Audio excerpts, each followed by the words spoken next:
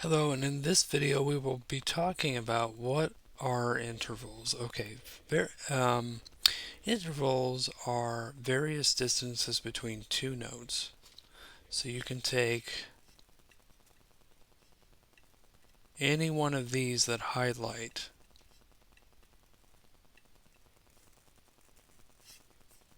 or if you're reading the music,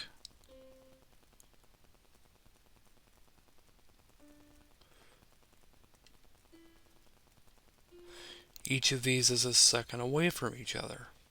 Now, quality-wise, we'll get into later, if they may vary in major or minor quality, or perfect quality, or augmented or diminished.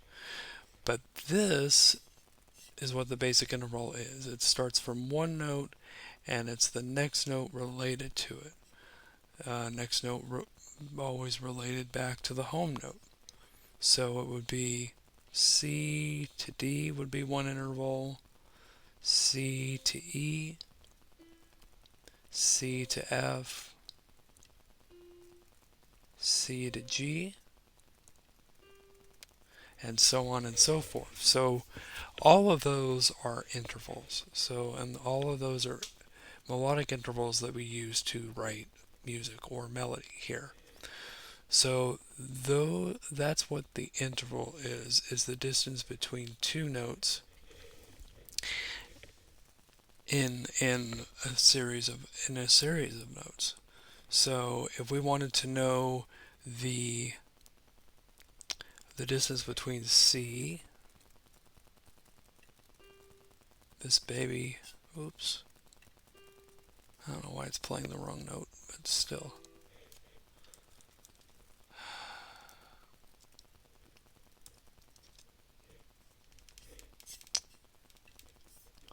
If you want to know the distance between these two, you'd have to go 1, 2, 3, 4, and then 5 is the next one.